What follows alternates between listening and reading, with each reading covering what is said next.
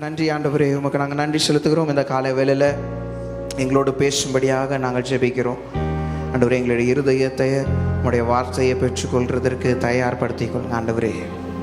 வேறு எந்த ஒரு காரியமும் எங்களை டிஸ்ட்ராக்ட் பண்ணி விடாதபடிக்கு ஆண்டவரே, நீங்கள் எங்களை இந்த நேரத்தில் ஆண்டவரே இந்த முழு கவனத்தையும் முழு உள்ளத்தோடு முழு பலத்தோடு ஆண்டவரே இந்த இடத்துல இருந்து உங்களுடைய வார்த்தையை கேட்க நீர் எங்களுக்கு கிருபை தரும்படியாக நாங்கள் ஜெபிக்கிறோம்.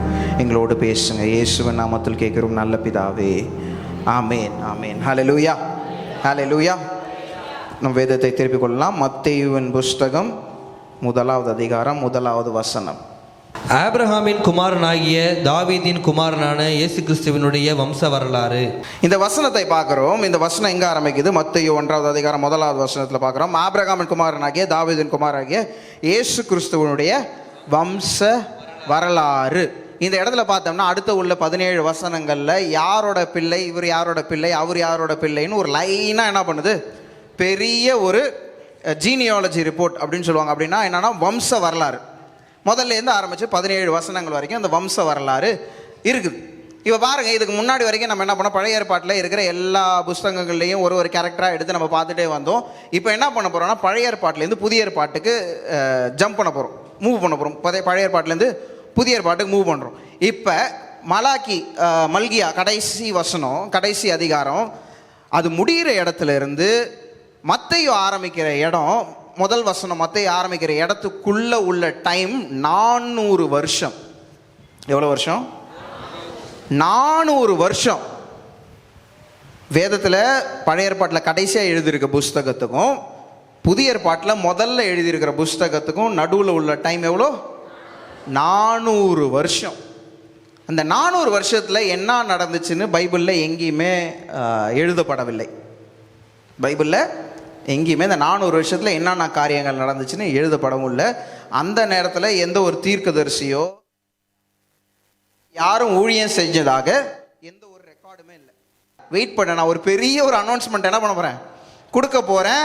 அதனால ஒரு நிமிஷம் சைலண்டாக இருங்க அப்படின்றதுக்காக 400 வருஷத்தை சைலண்டாக விட்டுட்டு 400 வருஷம் முடிஞ்சதுக்கப்புறம் தான் அந்த மத்தேயு 1வது அதிகாரத்தில் வந்து ஆரம்பிக்கிறதை பார்க்குறோம். கொஞ்சம் ஹிஸ்ட்ரி மட்டும் நான் சொல்லிட்டு இந்த அதிகாரத்துக்குள்ளே போகிறோம். இந்த ஹிஸ்ட்ரி ரொம்ப முக்கியமானது. ஏன்னா நம்ம இதை பற்றி நம்ம மறுபடியும் அடுத்த வாரங்களில் இதை பற்றி நம்ம படிக்க போகிறோம். அதனால் நான் இப்போயே கொஞ்சம் இன்ட்ரடக்ஷன் கொடுத்துட்டு அடுத்த வாரங்களில் நான் இதை திருப்பி சொல்லும் போது உங்களுக்கு புரியும். அதனால் நான் இன்ட்ரடக்ஷன் கொடுக்குறேன். மத்தேயு, மார்க்கு, லூக்கா, யோவான் 4 சுவிசேஷ புஸ்தகங்கள். எத்தனை புஸ்தகங்கள்? 4 சுவிசேஷ புஸ்தகங்கள். மத்தேயு யார் எழுதுனது? மத்தேயு யார் எழுதுனது? மத்தேயு தான் எழுதினார். லூக்காவை யார் எழுதுனது?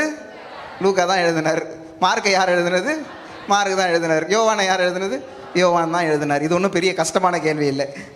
எல்லாம் முழிக்கிறத பார்த்தா பயமா இருக்கு எனக்கு. மத்தேயு தான் எழுதினார். மத்தேயு பற்றி பார்த்தீங்கன்னா வேதத்தில் அவரை பற்றி நிறையா ரெக்கார்ட்ஸே இல்லை. அவர் இதை பண்ணார் அதை பண்ணாருன்ற என்ன இல்லை, ரெக்கார்ட்ஸ் இல்லை. ஆனால் முக்கியமான காரியங்கள், சில காரியங்கள் மத்தேயு பற்றி இருக்குது. ஒன்று, அவரது 12 சீஷனில் ஒருவர். மத்தேயு யார்? 12 சீஷர்களில் ஒருவர். அவரை பற்றி ஒரே ஒரு இடத்துல எழுதியிருக்கிறாங்க. லூக்கா 5வது அதிகாரம் 29வது வசனம், 27வது வசனம், 29வது வசனத்தில் மத்தேயு பற்றி எழுதியிருக்கிறாங்க. லூக்கா 5:27. இவைகளுக்கு பின்பு அவர் புறப்பட்டு ஆயத்தொழில் உட்கார்ந்திருந்த லேவி என்னும் பேருடைய ஒரு ஆயக்காரனை கண்டு, எனக்கு பின் சென்று வா என்றார். அந்த லேவின்ற ஆயக்காரன் தான் யாரு? மத்தேயு. மத்தேயோட இன்னொரு பேர் என்னது? லேவி. அந்த ஆயக்காரன் தான் மத்தேயு. அடுத்த வசனம் 29வது வசனம் பார்க்கணும். அந்த லேவி என்பவன் தன் வீட்டிலே அவருக்கு பெரிய விருந்து பண்ணினான். அங்க அநேக ஆயக்காரரும் மற்றவர்களும் அவர்களோட கூட பந்தி இருந்தார்கள்.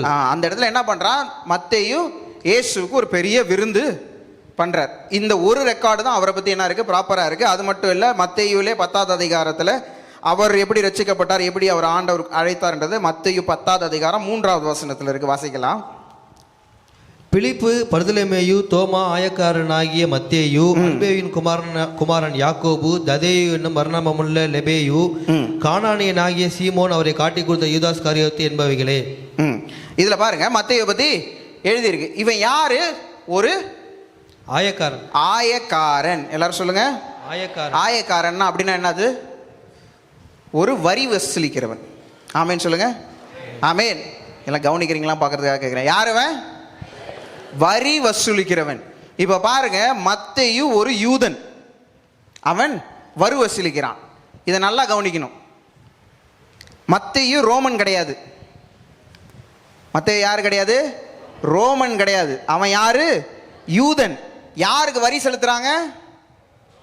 ரோமர்களுக்கு வரி செலுத்துறாங்க. இவன் என்ன பண்றான்? தாம் மக்கள் யூதர்கள்ட்டேருந்து காசை பிடுங்கி யார்கிட்ட கொடுத்துட்டு இருக்கிறான்? ரோமர்கள்ட்ட கொடுத்துட்டு இருக்கிறான். அதுல கொஞ்சமா இவருக்கு என்ன, ஒரு பர்சன்டேஜ் இவர் என்ன பண்ணிடுவாரு, எடுத்து அவர் பாக்கெட்ல போட்டுப்பார். இதனால யூதர்கள் எல்லாரையும், இந்த ஆயக்காரர்கள் எல்லாரையுமே யூதர்கள் என்ன பண்ணாங்க? வெறுத்தாங்க. அவங்களை என்ன பண்ணாங்க? எதுலையுமே என்ன பண்ண மாட்டாங்க, அவங்களை எதிரியா தான் பார்ப்பாங்க. எதுலையுமே அவங்கள சேர்த்துக்கவே மாட்டாங்க. அப்படிப்பட்ட ஒரு மனுஷனை ஆண்டவர் என்ன பண்றாரு? என்னுடைய 12 பேர்ல நீனும் ஒரு ஆள் வா அப்படின்னு என்ன பண்றாரு?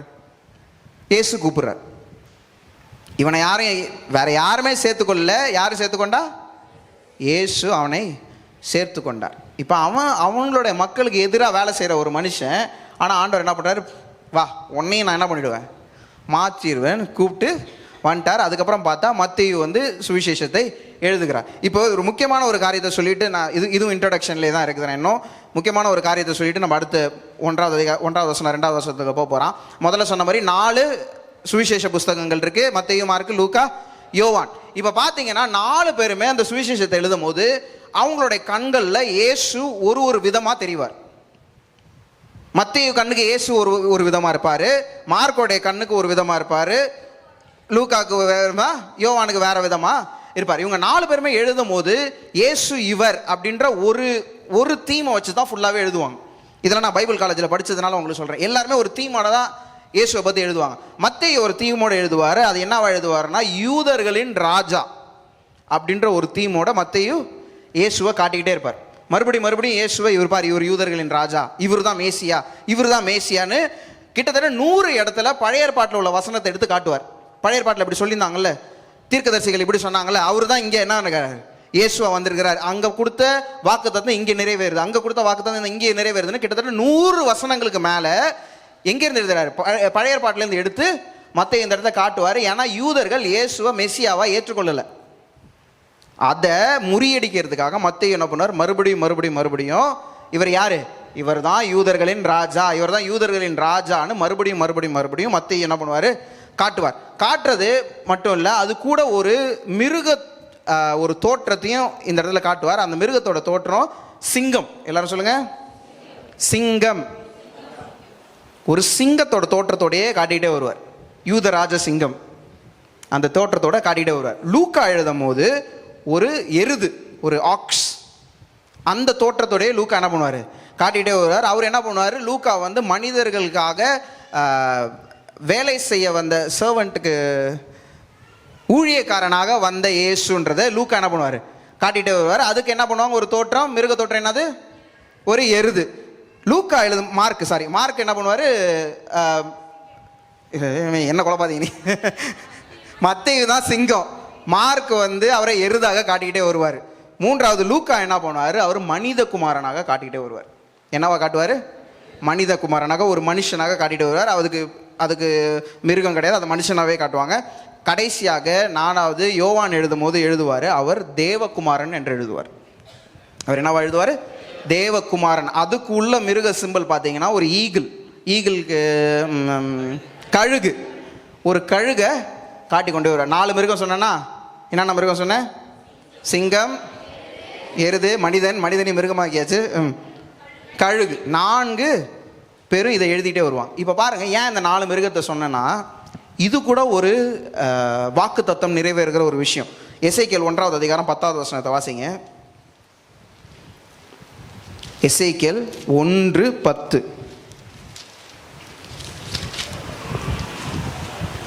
அவைகளுடைய முகங்களின் சாயலாவது வலது பக்கத்தில் 4 மனுஷ முகமும் சிங்க முகமும், இடது பக்கத்தில் 4 எருது முகமும் கழு முகமாய் இருந்தன. எருது முகம், கழுகு முகம், மனுஷ முகம், சிங்க முகம். இது எங்க இருந்து வந்துச்சு? எசேக்கியேல் என்ன பண்றாரு? பார்க்குற ஒரு காரியத்தை இங்கே இவங்க 4 பேர் என்ன பண்றாங்க? இதை வெளிப்படுத்துறாங்க. இது மட்டும் இல்லை, வெளிப்படுத்துதல் 4வது அதிகாரம் 7வது வசனம் இப்படியாக சொல்கிறது. வெளிப்படுத்துதல் 4:7. முதலாம் ஜீவன் சிங்கத்திற்கு ஒப்பாகவும், இரண்டாம் ஜீவன் காளைக்கு ஒப்பாகவும், மூன்றாம் ஜீவன் மனுஷ முகம் போன்ற முகமுள்ளதாகவும், நான்காம் ஜீவன் பறக்கிற கழுகுக்கு ஒப்பாகவும் இருந்தன. இதே 4 மிருகம் எங்க வரைக்கும் வந்துருச்சு? வெளிப்படுத்துதல் வரைக்கும் வந்துருச்சு. இது இன்ட்ரடக்ஷன்ல தான் இருக்கிறேன். இப்போ யாரா இருக்கிறோம் நம்ம? மத்தேயுல தான் நம்ம என்ன பார்க்க போறோம். மத்தேயுல யாரா இருக்கிறார்? அவரு யூத ராஜ சிங்கமாக இருக்கிறார். அடுத்த அதிகாரங்களில் பார்க்க மத்தேயு மறுபடியும் என்ன பண்ணுவார்? அவரை சிங்கமாவே காட்டிட்டு இருப்பார். மறுபடியும் அவர் யாருக்காக வந்தாருன்றத மறுபடியும் மத்தேயு என்ன பண்ணுவார்? காட்டிகிட்டே இருப்பார். இவர் தான் மெசாயா, இவர் தான் ஏசு கிறிஸ்து அப்படின்றத மத்தேயு மறுபடியும் காட்டுவார். இதை நம்ம அடுத்த செய்திகளில் பார்ப்போம். இது உங்களுக்கு இன்ட்ரடக்ஷனுக்காக சொல்கிறேன். இப்போ வாங்க, நம்ம எங்கே இருக்கிறோம்? மத்தேயு 1வது அதிகாரம் 1வது வசனம் வாசிக்கலாம். ஆபிரகாமின் குமாரனாகிய தாவீதின் குமாரனான இயேசு கிறிஸ்துவனுடைய வம்ச வரலாறு. ஒரு நிமிஷம். இதுக்கு அடுத்து உள்ள 16 வசனம் ரொம்ப முக்கியமான வசனம். இது எத்தனை பேர் படிச்சிருக்கீங்கன்னு கேட்டால் பாதி பேர் தான் கை தூக்குவீங்க. ஏன்னா ஓகே, பேர் ஒரே பேராக வந்திருக்கு. இவனை பெற்றான், எவனை பெற்றான், எனக்கு என்ன வந்துச்சு அப்படின்ட்டு என்ன பண்ணுவோம்? அடித்து தள்ளிட்டு நீங்கள் பாட்டுக்கு என்ன பண்ணுவீங்க? நேராக கதை எங்கேருந்து ஆரம்பிக்குது? 18வது வசனம் தான் கதை ஆரம்பிக்குது. வா, நேராக 18வது வசனத்துக்கு போயிடுவோம். அப்படி தானே நம்ம போவோம். வேதத்தில் எழுதும் போது ஒரு வார்த்தையை கூட தேவையில்லாமல் பைபிளில் எழுதிருக்க மாட்டார் ஆவியானவர். எந்த வார்த்தையாவது தேவையில்லாத வார்த்தை இருக்குதா? இல்லை. அப்புறம் எதுக்கு 17 வசனத்துக்கு வெறும் பேரா போட்டு வச்சிருக்கிறேன்?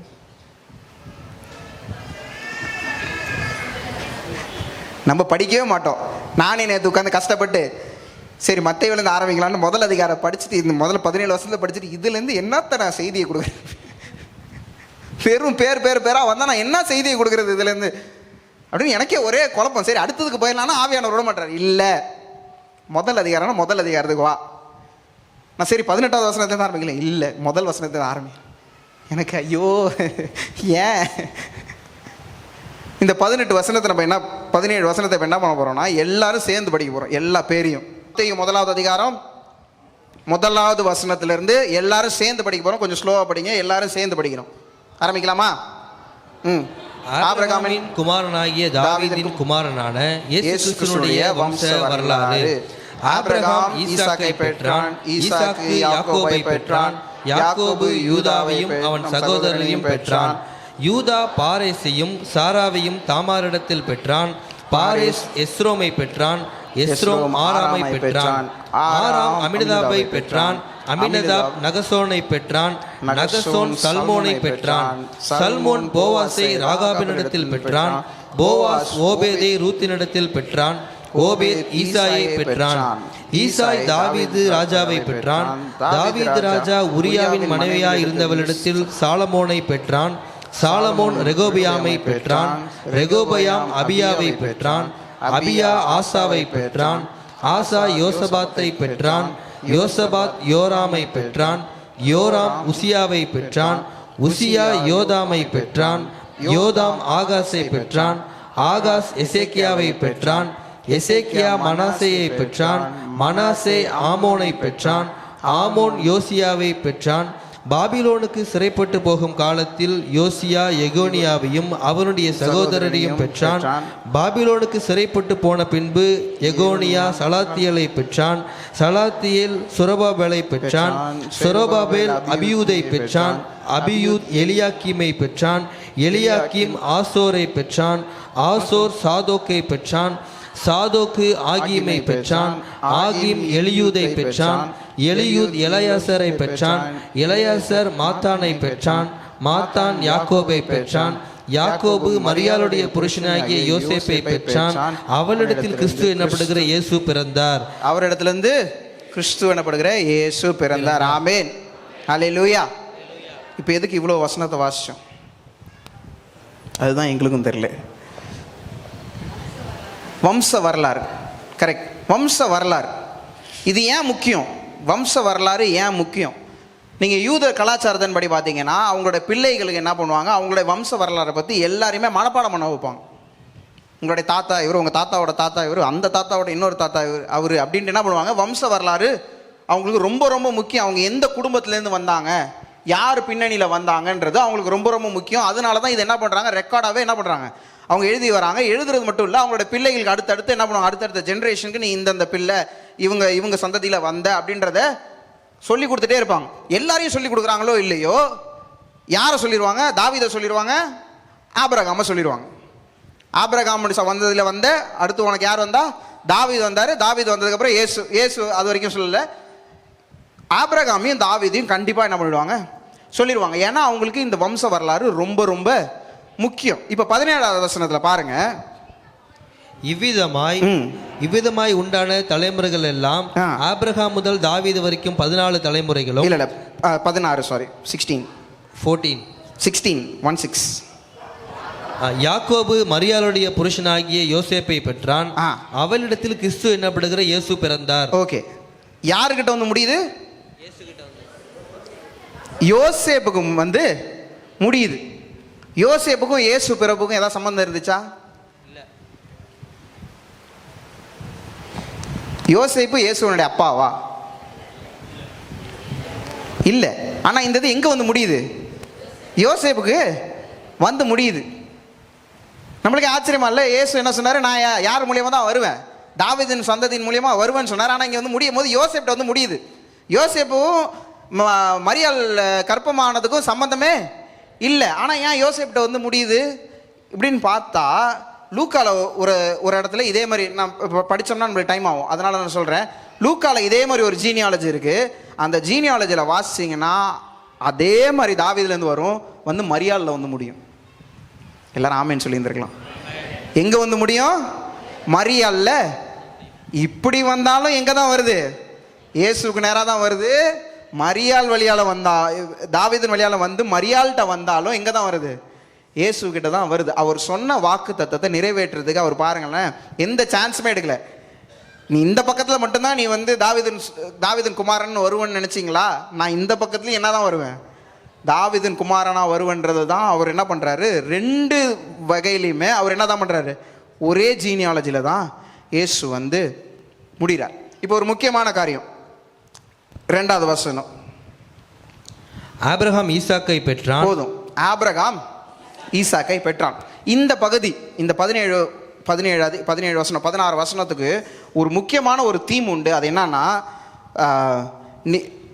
நிறைவற்ற மனுஷர்களை கொண்டு நிறைவான தமது சித்தத்தை நிறைவேற்றுவார். ஆமேன்.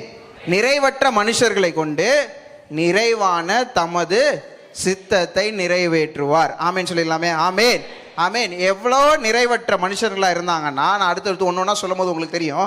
அப்படிப்பட்ட மனுஷர்கள்லேருந்து இயேசு வந்து அவர் சொன்ன காரியங்கள் எல்லாத்தையும் நிறைவேற்றுறதுக்கு அவர் வல்லமை உள்ளவராக இருக்கிறார். முதல்ல ஆரம்பிக்கலாம். 2வது வசனத்தில் யார் இருக்கிறா, முதல் ஆளு ஆபிரகாம். ஆபிரகாம் யாரு, ஈசாக்கோட அப்பா.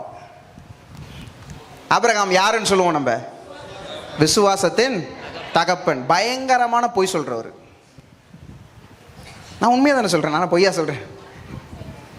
தன் மனைவியை 2 தடவை என்ன பண்ணிட்டாரு, சகோதரின்ட்டார். ஏன்னா அவளை யாராவது பிடிச்சிட்டு போட்டும் பரவாயில்ல, என்ன விட்டுருவாங்கல்ல. பொய். அவர் மனைவி எப்படி போனாலும் பரவாயில்ல, நான் தப்பிச்சிடணும். அதுதான் அவருடைய பிளானை பாருங்க. நான் தப்பிச்சிடணும், என் மனைவி எப்படி போனால் எனக்கு என்ன. 2 முறை, ஒரு முறையாக இருந்தாலும் பரவாயில்ல, 2வது தடவையும் அதே தான். என்ன பொய். ஆனால் ஒரு காலத்தில் ஆண்டவர் அவர் என்ன பண்ணுறாரு, தொடுறாரு, அவரோட வாழ்க்கை மாறுது. அதுக்கப்புறம் தான் அவர் என்ன பண்ணுறாரு, விசுவாசத்தின் தகப்பனாக மாறுகிறார். அதுக்கு அடுத்து வரவர் ஈசாக். அடுத்த வசனம் 2வது வசனத்தில் ஆபிரகாம் ஈசாக்கை பெற்றான். ஈசாக் என்ன பண்ணார் சொல்லுங்க, அவர் அதே தப்பு பண்ணார். அப்பாவுக்கு புள்ள தப்பாம பிறந்ததுன்னா இங்கே தான் பார்க்கலாம். என்னெல்லாம் ஆபிரகாம் பண்ணாரோ ஈசாக்கும் நல்லா பண்ணார். நல்ல விஷயத்த பண்ணல. இவர் வந்து விசுவாசத்தின் தகப்பனாக இருந்தால் இவர் விசுவாசத்தின் பையனாக தான் எனக்கு என்ன இருக்கணும், வந்திருக்கணும். வரல. அப்பா என்னன்னா தப்பு பண்ணாரோ அதெல்லாம் பத்திரமா கற்றுக்கிட்டு இவரும் பண்ணார். இவரோட இன்னும் ஒரு பெரிய விஷயம் என்னன்னா, இவர் அவரோட கதையில் அவர் எந்த இடத்துலையுமே ஒரு ஹீரோவாகவே இருக்க மாட்டார். நான் என்னோட முன்னாடி ஒரு மெசேஜில் சொன்னது, அவரோட கதையில் பார்த்தீங்கன்னா அவர் மனைவி ஒரு பக்கத்தில் ஹீரோவாக இருப்பாங்க, அவர் பிள்ளைகள் ஒரு பக்கத்தில் ஹீரோ இருப்பாங்க, அவங்க அப்பா ஒரு பக்கத்தில் ஹீரோவாக இருப்பாங்க. இவர் வந்து ஒரு இடத்துல கூட இம்பார்ட்டன்ட் கேரக்டராகவே இருக்க மாட்டார், இவர் மெயின் கேரக்டராகவே இருக்க மாட்டார். ஆக மொத்தத்தில் இவர் ஒன்றுமே பண்ணாமலே என்ன பண்ணிட்டாரு, வாழ்ந்து முடிச்சிட்டாரு. ஆனால் அவரோட சந்ததியில் தான் யார் வரா, இயேசுவே வருகிறார். அதுக்கடுத்து ஈசாக்கு யாரை பெற்றா, யாக்கோபை பெற்றா. யாக்கோபை பற்றி சொல்ல ஆரம்பிச்சா இன்னைக்கு செய்தி முடிஞ்சிடும். யாக்கோபு பண்ணாத திருட்டுத்தனமே இல்லை. அப்பாவை ஏமாத்தினாரு, தம்பியை ஏமாத்தினாரு, மாமனாரை ஏமாத்தினாரு, பொண்டாட்டியை ஏமாத்தினாரு, அப்படின்னு போயிட்டே இருக்கும் லைன் சொன்னா. அவர் எத்தன், அவர் பேர் என்னதான், எத்தன் தான், திருட்டு பையன் தான் பேரு. அப்போ யோசிச்சு பாருங்க, இவன் சந்ததி பாருங்க, ஒரு சந்ததியும் வாசிக்கும் போது நம்மளுக்கே பயமா இருக்கு. இன்னும் கொஞ்சம் பேர் இருக்கிறாங்க, இன்னும் பயங்கரமான ஆள்லாம் இருக்காங்க இதே சந்ததியிலேயே. யாக்கோபு ஆபிரகாம் ஈசாக்கு கீழே வந்தாச்சு. அடுத்து யூதா பாரேசையும் சாரா. யூதா மூன்றாவது வசனத்துல யார் வரா, யூதாவோட பிள்ளைங்களுக்கு ஒரு பெரிய பிரச்சனை. அப்பாவை அப்பான்னு கூப்பிடுறதா தாத்தான்னு கூப்பிடுறதா. ஏன்னா அவர் பண்ண காரியம் அப்படி. அவருடைய மகன்களோட மனைவிகளோட அவர் உறவு கொண்டு பிள்ளைகள் பிறந்தாங்க. அப்பா தாத்தாவா அப்பாவான்னு தெரியல, அந்த அளவுக்கு மனுஷன் என்ன பண்ணிருக்காரு, வாழ்ந்துருக்கிறார். அடுத்து போலாம், 5வது வசனம்.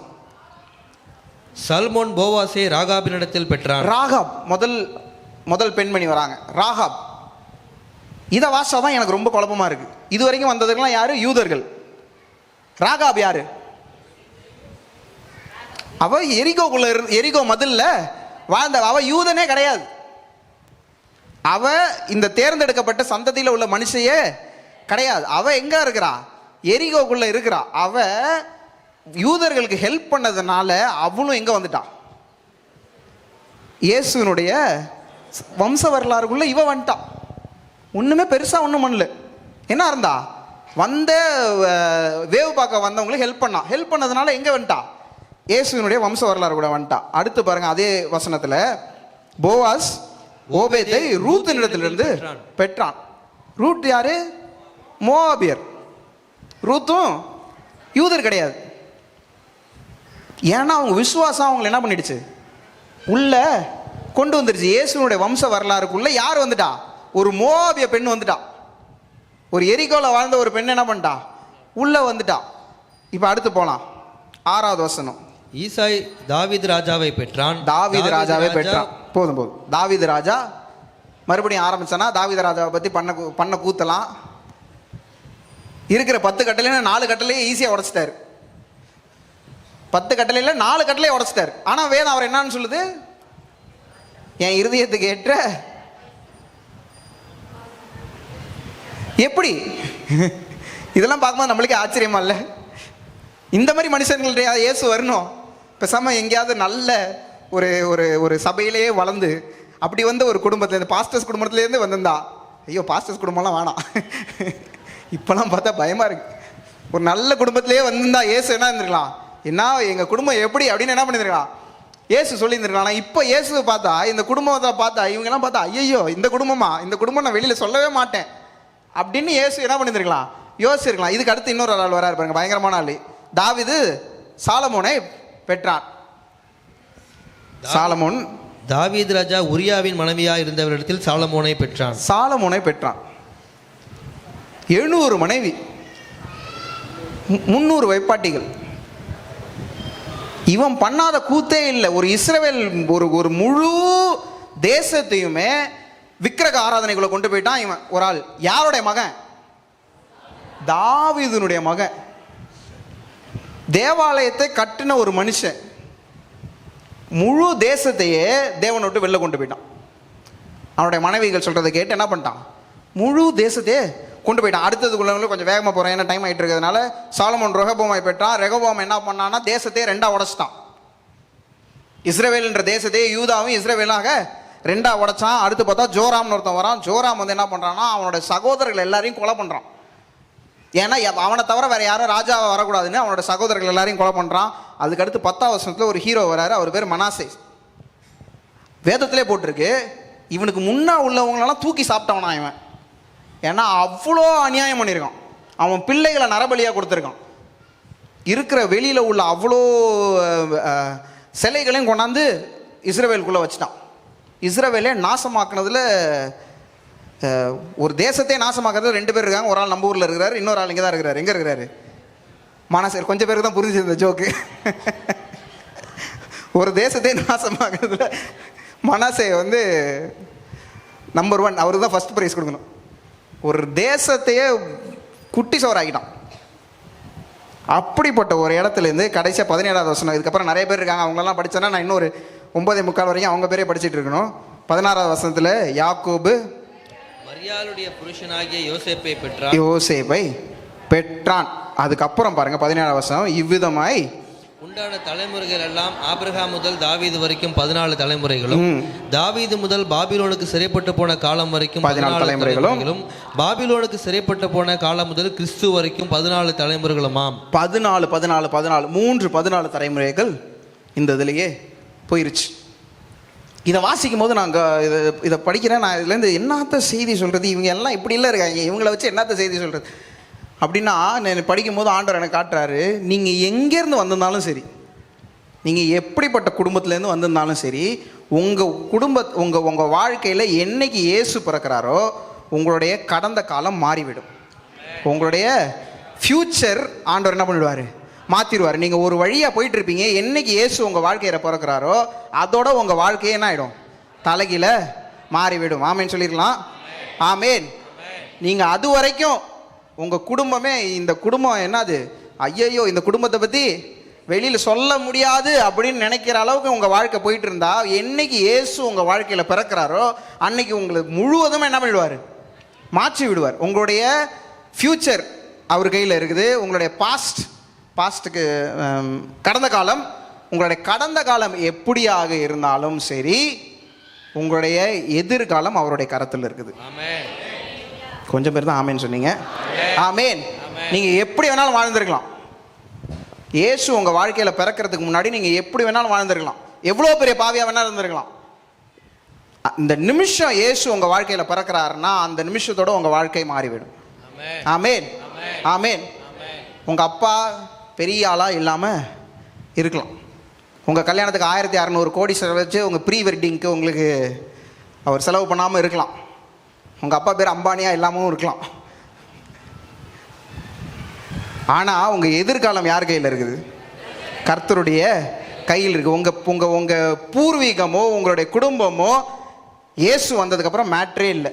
நீங்கள் எப்படி வேணாலும் இருக்கலாம். நான் என்னது ஒரு சின்ன இடத்துல இருந்து நான் வந்தேன், நான் என்னது எனக்கு என்ன தெரியும், அதெல்லாம் ஒரு பிரச்சனையே கிடையாது. எந்த நிமிஷம் இயேசு உங்கள் வாழ்க்கைக்குள்ளே வராரோ பழையவெல்லாம் ஒழிந்து போன எல்லாம் புதிதாகின்ற வேத வார்த்தை எல்லாம் ஒழிந்து போயிடும். எல்லாம் என்ன ஆகிடும்? புதிதாக மாறிவிடும். இதனால தான் இந்த இயேசு இதை வரைக்கும் சொல்லிக்கிட்டே வராரு. இது மட்டும் இல்லை, அவர் ஏன் இந்த வழியாக வந்தார்? இயேசு ஈஸியாக என்ன பண்ணியிருக்கலாம், ஐயோ இந்த இந்த இந்த குடும்பமே சரியில்லை, நான் வேறு ஏதாவது இதுலேருந்து பிறக்கலான்னு இயேசு என்ன பண்ணியிருக்கலாம். ஆனால் ஏன் வந்தாருன்னா, நான் முதல்ல சொன்ன மாதிரி அவர் வாக்கு தத்தம் செஞ்சவர், அவர் மாறவே மாட்டார். வாக்கு தத்தம் பாருங்கள். முதல்ல ஆபிரகாமுக்கு ஆதியாகமத்தில் 12வது அதிகாரம் 2வது வசனத்தில் இப்படியாக சொல்லுகிறார், நான் உன்னை பெரிய ஜாதியாக்கி உன்னை ஆசீர்வதித்து உன் பேரை பெருமைப்படுத்துவேன், நீ ஆசீர்வாதமாய் இருப்பாய். இது முதல்ல ஆபிரகாமுக்கு கொடுத்த வாக்கு தத்துவம். 2வது பார்ப்போம். 2 சாமுவேல் 7வது அதிகாரம் 16வது வசனம்.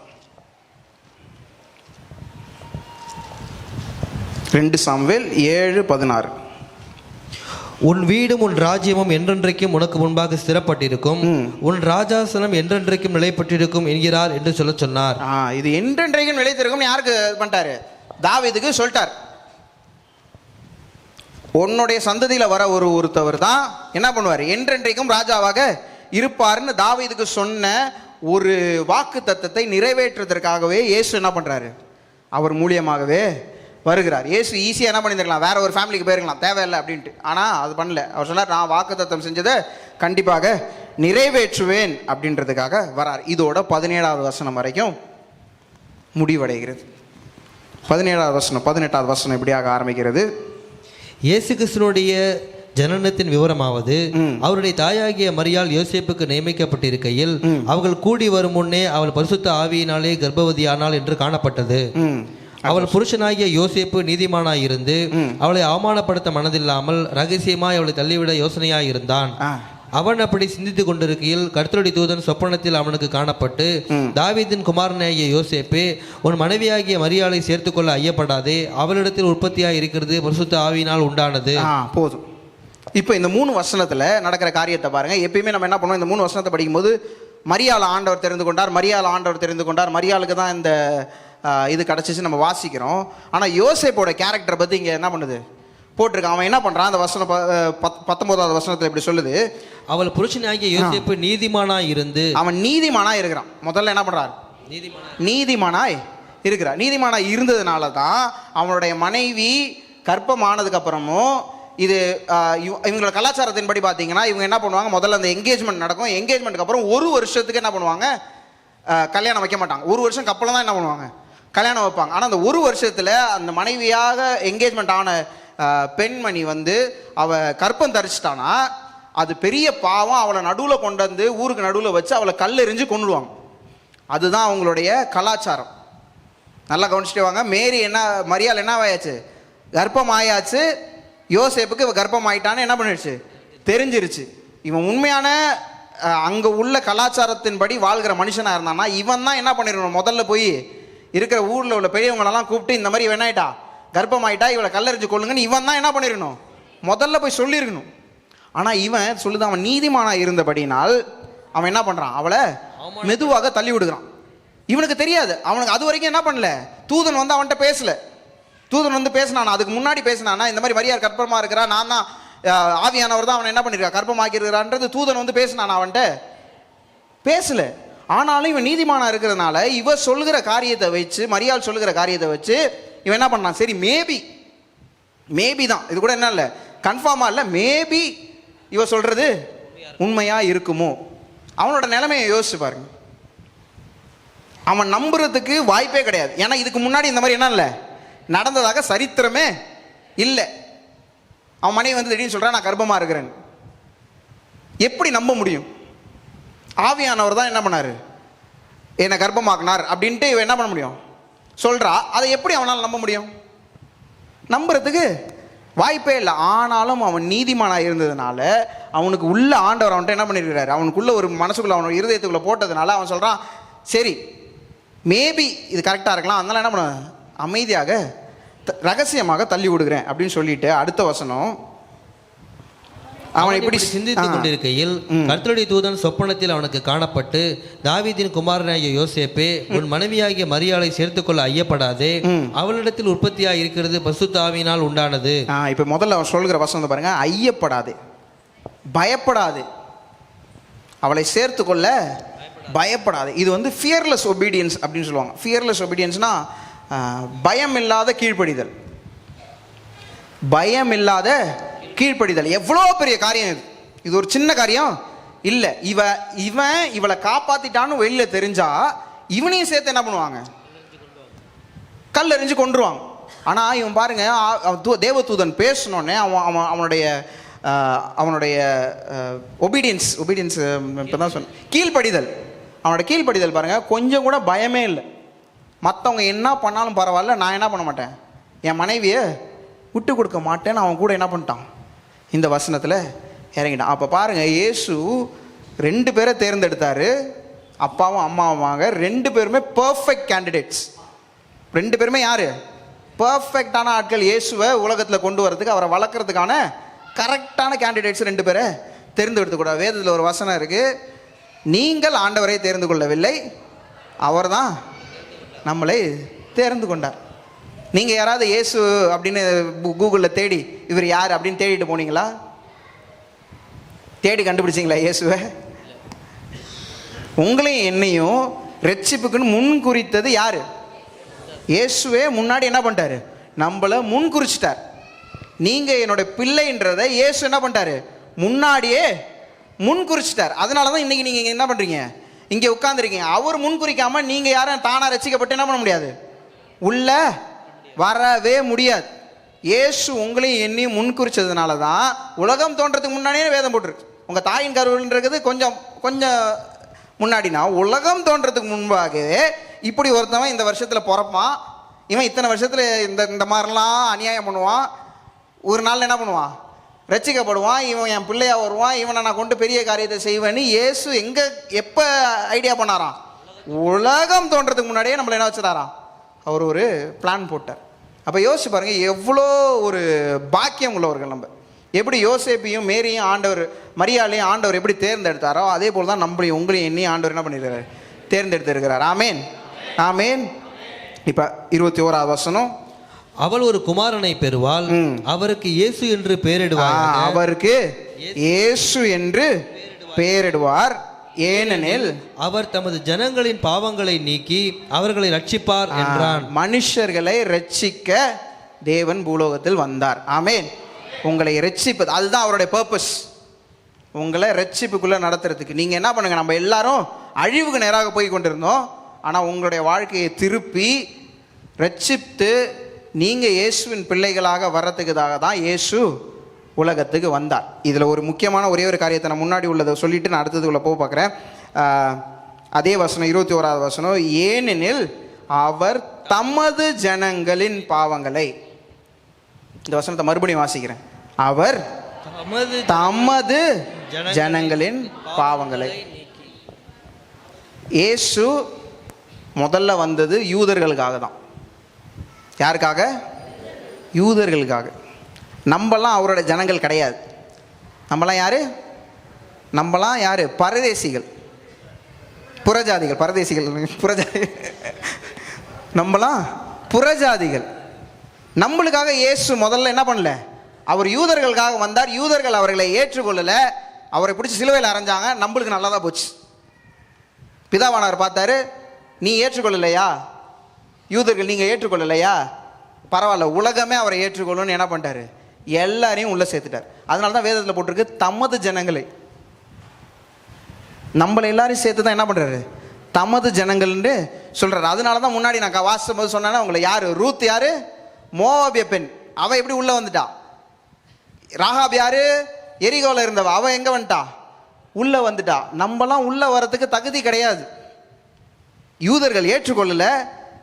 பிதாவானவர் பார்த்தாரு, உங்களுக்கு வேண்டாமா இயேசு, உலகத்துக்கே இயேசு வேண்டும், உங்களுக்கு கிடையாது அப்படின்ட்டு என்ன பண்ணிட்டாரு? எல்லாரையும் என்ன பண்ணிட்டாரு? புறஜாதி ஆன நம்மளை எல்லாரையும் உள்ள ஏற்றுக்கொண்டார். நம்ம இப்போ என்ன பண்ணிட்டோம்? குடும்பத்துக்குள்ளே வந்துட்டோம். யார் குடும்பத்துக்குள்ளே? இயேசுவின் குடும்பத்துக்குள்ளேயே வந்துட்டோம். இயேசுக்கு முன்னாடி அந்த குடும்பம் எப்படி இருந்துச்சுன்னு நம்ம இப்போ தான் வாசித்தோம். ஆனால் இயேசுக்கு அப்புறம் அந்த குடும்பம் எப்படி ஆயிருக்கு? இப்போ நம்ம உட்கார்ந்துருக்க நம்மளாக மாறிவிட்டோம். நம்ம இங்கே உட்கார்றதுக்கு நம்மளுக்கு தகுதியே இல்லை. யாரையும் ஒத்துக்க மாட்டீங்களே? நம்மளுக்கு தகுதியே இல்லை.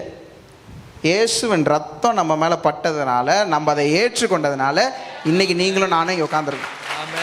ஆமேன். எத்தனை பேர் அதை விசுவாசிக்கிறீங்க? அவருடைய ரத்தம் நம்ம மேலே பட்டதுனால தான் நீங்களும் நானும் இன்னைக்கு என்னவா இருக்கிறோம்? இயேசுவின் பிள்ளைகளாக இருக்கிறோம். அது மட்டும் இல்லை, அடுத்த வசனம் தீர்க்கதரிசியின் மூலமாய், அதே வசனம் 23வது வசனம், அவள் குமாரனை பெறுவாள், அவருக்கு இயேசு என்று பெயரிடுவாயாக, ஏனெனில் அவர் தமது ஜனங்களின் பாவங்களை நீக்கி அவர்களை ரட்சிப்பார் என்றான்.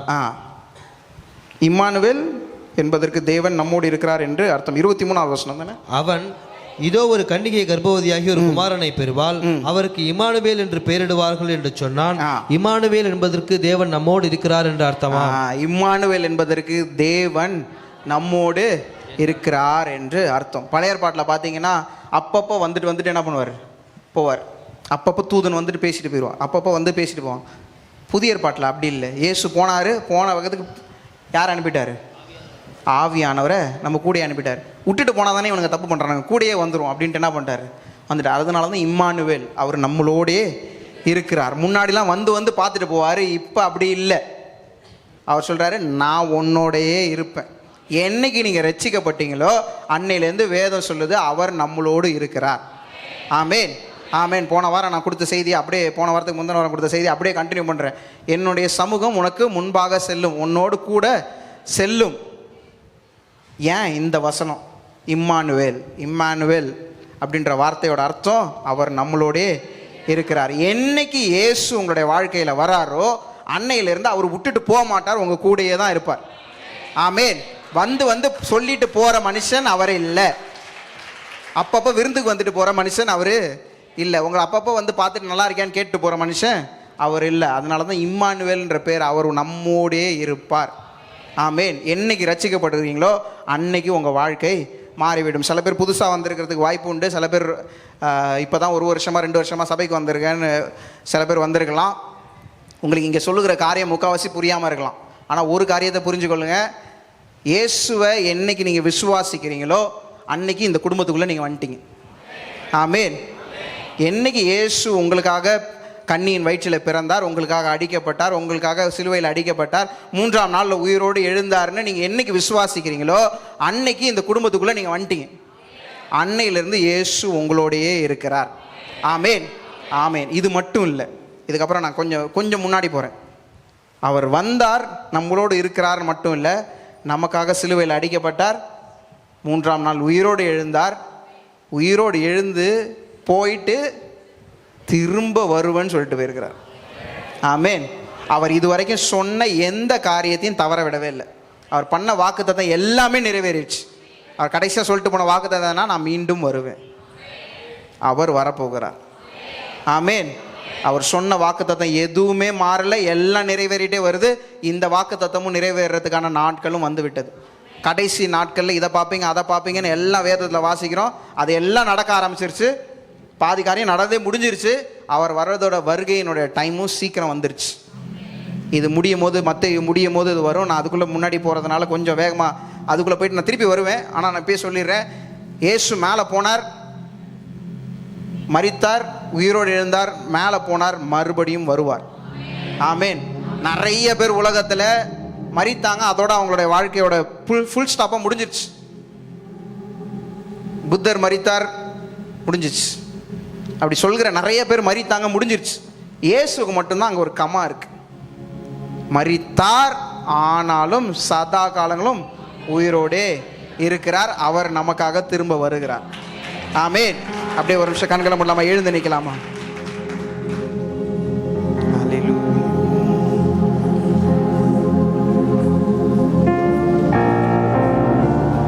எத்தனை பேர் விசுவாசிக்கிறீங்க? ஆண்டவரே, என்னைக்கு நாங்கள் உண்மை அறிந்து கொண்டோமோ, என்னைக்கு உண்மை நாங்கள் ஏற்றுக்கொண்டோமோ, அன்னையிலிருந்து எங்களுடைய வாழ்க்கையை நீங்கள் தலைகீழ மாற்றி கொண்டு இருக்கிறீங்க. ஆண்டவரே, எங்களுடைய கடந்த காலம் எவ்வளோ கேவலமாக வேணாலும் இருக்கலாம், எவ்வளோ பாவத்தினால நிறைந்திருக்கலாம், எவ்வளோ கஷ்டத்தினால நிறைந்திருக்கலாம். ஆனால் நாங்கள் போகிற நாட்கள், எங்களுடைய எதிர்காலம் உம்முடைய கரத்தில் இருக்குது ஆண்டவரே. ஹல்லேலூயா. பாவியான என்னையும் உம் பிள்ளையாய் மாற்றி நீர். எல்லாரும் சேர்ந்து சொல்லலாமா?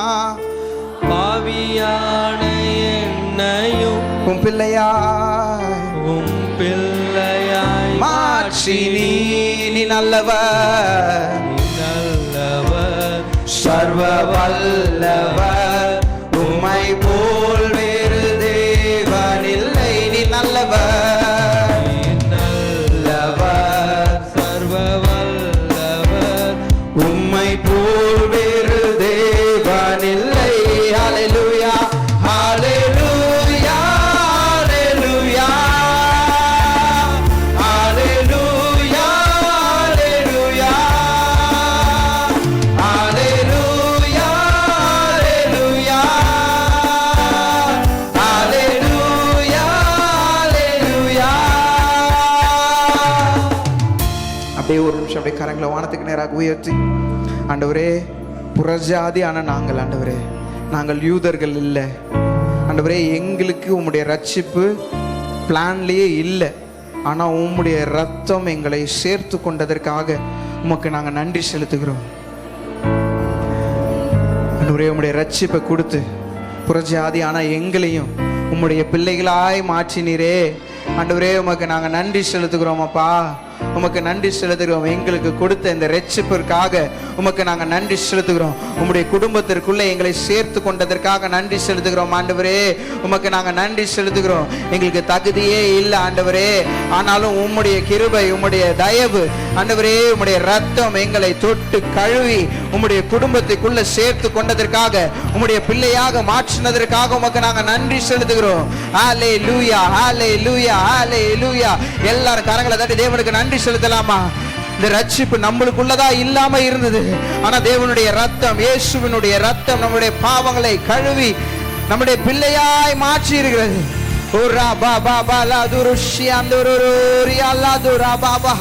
அப்பா நன்றி நன்றி நன்றி நன்றி. உம்முடைய ரத்தம் எங்களை உம்முடைய பிள்ளையாய் மாற்றினதற்காக நன்றி செலுத்துகிறோம். நன்றி நன்றி நன்றி ஆண்டவரே. எங்களுக்கு ஒரு பெரிய குடும்ப பேக்ரவுண்ட் இல்லாம இருந்தாலும் சரி, என்னைக்கு உம்முடைய சமூகத்துல வருகிறோமோ, என்னைக்கு உம்மை எங்களுடைய தேவனாக ஏற்றுக்கொள்கிறோமோ, அன்னைக்கு நீர் எங்களுடைய வாழ்க்கையை மாற்றி மாற்றி அமைக்கிறதற்காக நன்றி செலுத்துகிறோம். உம்முடைய குடும்பத்திற்குள்ளாக எங்களை சேர்த்துக் கொள்கிறதுக்காக நன்றி செலுத்துகிறோம் ஆண்டவரே. ஹல்லேலூயா ஹல்லேலூயா ஹல்லேலூயா. நன்றி ஆண்டவரே. பாவியான என்னையும் உம் பிள்ளையாய் மாற்றினீ, பாவியான என்னையும் நல்ல கரங்களை தட்டி பாடலாமா? உம் பிள்ளையாய் மாற்றினீ. நீ நல்லவர், நீ நல்லவர், சர்வ வல்லவர், உம்மை போல் வேறு உற்சாகமாக கரங்களை தட்டி பாடுங்களேன். நீ நல்லவர், அவர் எவ்வளவு நல்லவராய் இருக்கிறார். உம்மை போல் வேறு தேவன் இல்லை. ஹல்லேலூயா ஹல்லேலூயா ஹல்லேலூயா ஹல்லேலூயா ஹல்லேலூயா. இந்த ரட்சிப்புக்காக நன்றி சொல்லி ஹல்லேலூயா ஹல்லேலூயா ஹல்லேலூயா ஹல்லேலூயா. என்னை அழைத்தவரே, என்னை அழைத்தவரே, நீர் உண்மையுள்ளவர், நீர் உண்மையுள்ளவரே. என்னை அழைத்தவரே, நீர் உண்மையுள்ளவரே. நீ நல்லவர், நல்லவர், சர்வ வல்லவர், உம்மை போல் வேறு தேவன் இல்லை. நீ நல்லவர், நல்லவர், சர்வ வல்லவர், உம்மை போல் வேறு தேவன் இல்லை.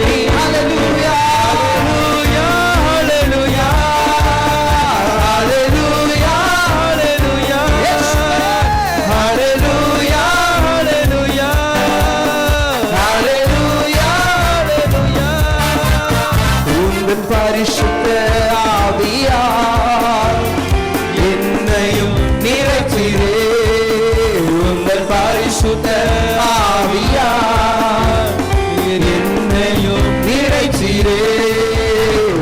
நல்லவர், சர்வ வல்லவர், உம்மை போல் வேறு தேவன் இல்லை. நல்லவர், சர்வ வல்லவர், உம்மை போல் வேறு தேவன் இல்லை. உண்மையாக சொல்லுகிறார்கள், கரங்களை உயர்த்தி ஹல்லேலூயா ஹல்லேலூயா ஹல்லேலூயா ஹல்லேலூயா. இயேசுவே ஹல்லேலூயா ஹல்லேலூயா ஹல்லேலூயா. உம்மை ஆராதிக்கின்றோம், உம்மை ஆராதிக்கின்றோம். இயேசுவே உம்மை ஆராதிக்கின்றோம், உம்மை ஆராதிக்கின்றோம். இயேசுவே உம்மை ஆராதிக்கின்றோம். நீ நல்லவர், நீ நல்லவர், சர்வ வல்லவர், உம்மை போல் வேறு தேவன் இல்லை. நீ நல்லவர், நீ நல்லவர், சர்வ வல்லவர், உம்மை போல் வேறு தேவன் இல்லை. ஹல்லேலூயா ஹல்லேலூயா ஹல்லேலூயா ஹல்லேலூயா ஹல்லேலூயா ஹல்லேலூயா ஹல்லேலூயா ஹல்லேலூயா. பாவியான என்னையும் உம் பிள்ளையா மாற்றி நீர். எல்லாரும் சேர்ந்து சொல்லாமா? பாவியான் உம் பிள்ளையாய் மாற்றி நீ நல்லவர், நீ நல்லவர், சர்வ வல்லவர், உம்மை போல் வேறு தேவன் இல்லை. நீ நல்லவர், நீ நல்லவர், உம்மை போல் வேறு தேவன் இல்லை. ஹல்லேலூயா. உங்க கரங்களை உயர்த்தி அப்படியே பாடலாமா? தேவனை ஆராதிக்கலாமா? ஹல்லேலூயா ஹல்லேலூயா ஹல்லேலூயா ஹல்லேலூயா ஹல்லேலூயா அப்படியே கரங்களை வானத்துக்கு நேராக நிறுத்தி ஒரு நிமிஷம். சில பேர் மன வருத்தத்தோடு வந்திருக்கிறீங்க. இங்கே நீங்கள் யோசிக்கிறீங்க, என்னோட குடும்பமே என்னை சேர்த்துக்கொள்ளலை, என் குடும்பமே என்னை வெறுக்குது, என் கூட பிறந்தவங்க, என்னுடைய மாமா, என்னுடைய மச்சான், யாருமே எதுக்குமே என்னை மதிக்கிறதில்லை, எதுக்குமே கூப்பிட்றதில்லை. சில பேர் நீங்கள் கிறிஸ்தவர்கள் ஆனதுனால உங்களை ஒதுக்கி வைத்திருக்கிறார்கள். தேவன் சொல்லுகிறார், நீ என் குடும்பத்துக்குள்ளே வந்துட்டு, நீ என்னுடைய பிள்ளை, உலகத்தில் உள்ளவர்களோட நான் பெரியவன், நீ என்னுடைய பிள்ளையா வந்து விட்ட. வேற யாரும் உன்னை நேசிக்கணும் நீ வருத்தப்பட தேவையில்ல. ஏன்னா நான் உன்னை நேசிக்கிறேன். நீ என்னுடைய பிள்ளையாயிட்ட, என்னுடைய குடும்பத்துக்குள்ளே வந்து விட்ட. Yes papa. வானத்தையும் பூமியையும் படைத்த தேவன் உங்களோடு இருக்கும்போது, அவர் உங்க அப்பாவா இருக்கும்போது வேற யார் உங்களுக்கு தேவை? உங்களை யாருமே நேசிக்கலனாலும் பரவாயில்ல, தேவன் உங்களோடு கூட இருக்கிறார். இயேசு இம்மானுவேலர், நான் உன்னோடு கூட இருக்கிறேன்.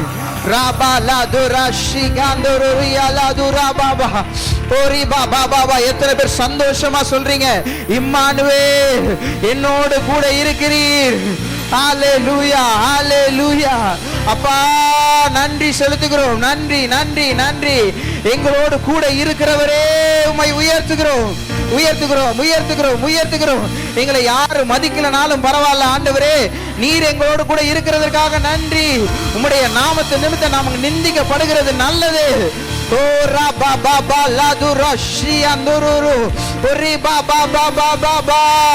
கிறிஸ்தவன்கள் ஆனதுனால எங்களை ஒதுக்கி வைக்கிறாங்களா? நல்லது. ஏன்னா இயேசு, நீர் எங்களோடு கூட இருக்கிறீர், எங்களோடு கூட இருக்கிறீர் ஆண்டவரே. என் சமூகம் உனக்கு முன்பாக செல்லும். கோணலானவைகளை சேவையாக்குகிற தேவன் நம்மளோடு கூட இருக்கிறார்.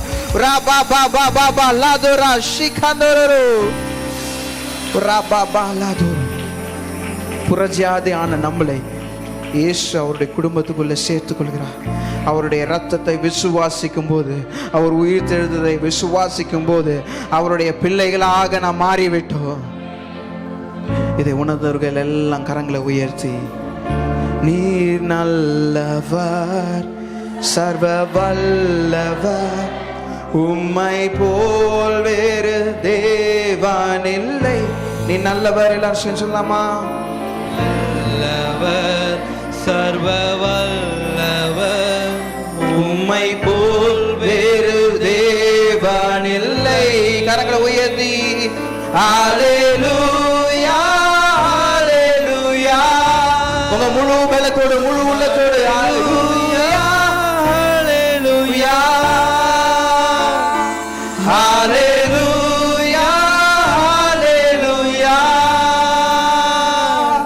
ஹல்லேலூயா, ஹல்லேலூயா.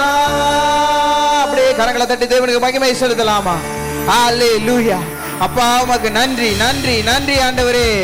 எங்களையும் அழைத்து, எங்களையும் அபிஷேகித்து உம்முடைய பிள்ளையாய் மாற்றினதற்காக நன்றி, நன்றி, நன்றி, நன்றி.